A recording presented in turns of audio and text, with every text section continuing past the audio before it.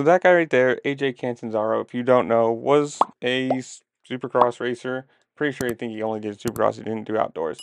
But he posted this video the other day saying that he asked Hunter Lawrence if he were trained for 5 years and had a championship bike, could he win? And supposedly Hunter Lawrence said yes. I'm gonna pose a question to you guys. One, do you think people, is it just a training time and a bike? And if you get to the very end of this video, whether, I don't know if this is, a sarcastic comment or whatever, but you can read right at the top, right coming up, that Cooper Webb commented this with just skulls. Right there, bam, bam, bam. So does that mean he's laughing, thinking there's no way?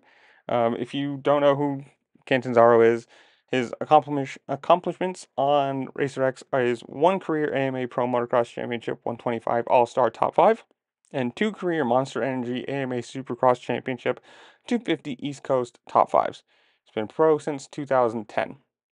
He does classes and he teaches with Jet Lawrence and Hunter Lawrence. I think Dean Wilson's been to some. Maybe I'm wrong about that, but he is probably the 1%. Let's be honest.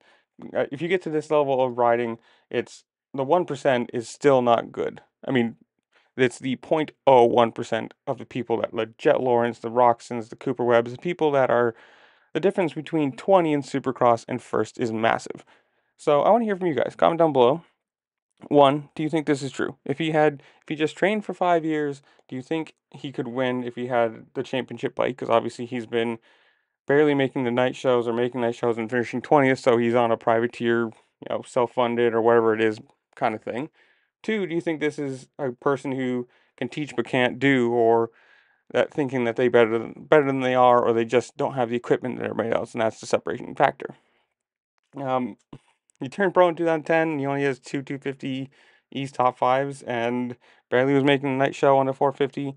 Personally, I don't think so. I think there's a big, huge gap between 20th and first. Like I said, he is the 1% of riders. He is probably better than any person you will ever meet or ever race against.